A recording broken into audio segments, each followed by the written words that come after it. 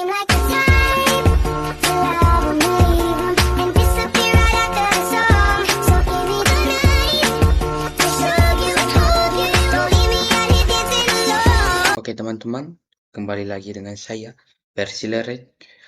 Pada kali ini, saya akan membahas tentang peran Indonesia dalam hubungan antar bangsa dan negara. Oke teman-teman, kita langsung masuk saja dalam materinya.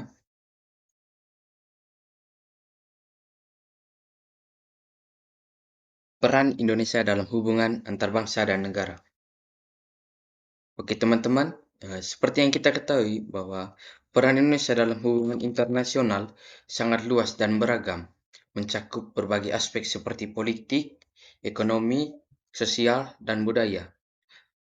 Dengan adanya peran organisasi internasional ini, Indonesia dapat lebih mudah mengembangkan cara berpikir mereka baik dalam aspek politik, ekonomi, sosial, dan budaya, sehingga Indonesia dapat bersaing dengan negara-negara yang lebih maju.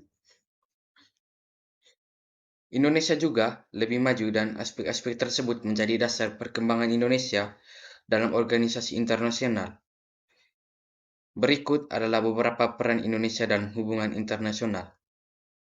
Termasuk yang pertama, peran Indonesia dalam organisasi internasional. Di dalam peran Indonesia ini dibagi menjadi 3. Yang pertama itu anggota Perserikatan Bangsa-Bangsa atau PBB, pendiri ASEAN, dan gerakan non-blok. Anggota Perserikatan Bangsa-Bangsa atau PBB ini, Indonesia menjadi anggota PBB pada tahun 1950 dan aktif berpartisipasi dalam berbagai kegiatan PBB, seperti menjaga perdamaian dan keamanan dunia.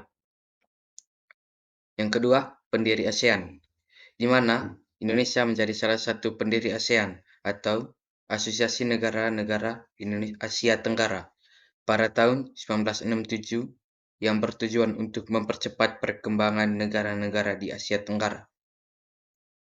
Yang ketiga, yaitu gerakan non-blok. Indonesia menjadi anggota gerakan non-blok yang bertujuan untuk tidak memihak pada blok-blok politik tertentu dan kedaulatan negara-negara anggota.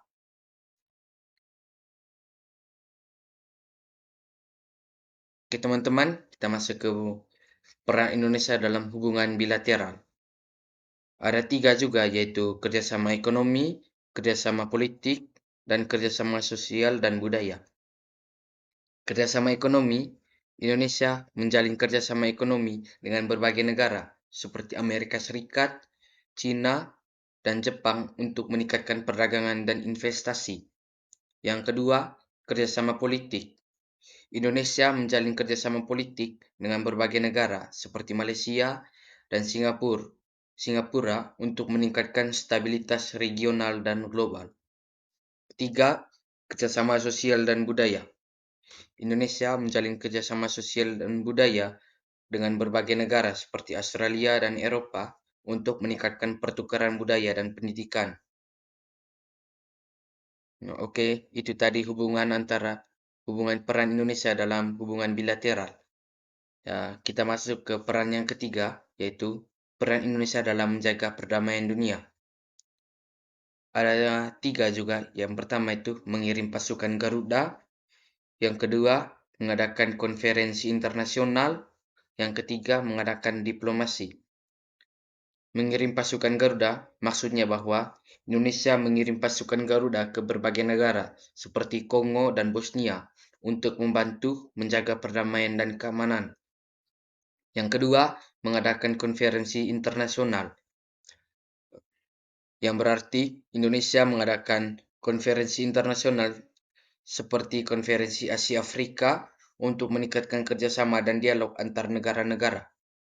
Yang ketiga, mengadakan diplomasi, yang berarti bahwa Indonesia mengembangkan diplomasi untuk meningkatkan hubungan dengan negara-negara lain dan menjaga stabilitas negara. Oke, kita masuk ke peran yang keempat, yaitu peran Indonesia dalam pengembangan ekonomi. Terdapat 3 peran juga dalam pengembangan ekonomi ini. Yang pertama, meningkatkan perdagangan. Yang kedua, meningkatkan investasi. Dan yang ketiga, mengembangkan infrastruktur. Yang pertama itu meningkatkan perdagangan, bahwa Indonesia meningkatkan perdagangan dengan berbagai negara untuk meningkatkan ekonomi dan kesejahteraan masyarakat. Yang kedua, meningkatkan investasi, yang berarti bahwa Indonesia meningkatkan investasi dari berbagai negara untuk meningkatkan ekonomi dan kesejahteraan masyarakat. Yang ketiga, mengembangkan infrastruktur, yang berarti bahwa Indonesia mengembangkan infrastruktur seperti jalan tol dan pelabuhan untuk meningkatkan ekonomi dan kesejahteraan masyarakat.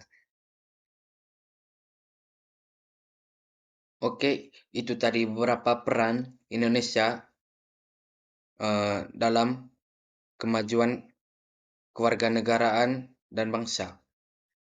Eh, Seperti yang tertera dalam Undang-Undang Dasar 1945, bahwa Indonesia telah menyatakan komitmennya untuk menjaga perdamaian dunia dan kemerdekaan. Eh, Oleh karena itu, Indonesia terus berupaya untuk meningkatkan perannya dalam hubungan internasional dan menjaga stabilitas regional dan global. Dengan begitu, Indonesia telah memainkan peran yang signifikan dalam organisasi internasional seperti PBB, ASEAN, dan Gerakan Non-Blok. Eh, Melalui keanggotaan dalam organisasi-organisasi ini, Indonesia telah mempromosikan kerjasama regional dan global, meningkatkan kesejahteraan masyarakat, dan menjaga perdamaian dan keamanan dunia. Juga, Indonesia telah menunjukkan komitmennya untuk menjaga stabilitas regional dan global, serta mempromosikan kerjasama pembangunan dan humaniter. Oleh karena itu, peran Indonesia dalam organisasi internasional sangatlah penting dan perlu terus ditingkatkan untuk menghadapi tantangan global yang semakin kompleks.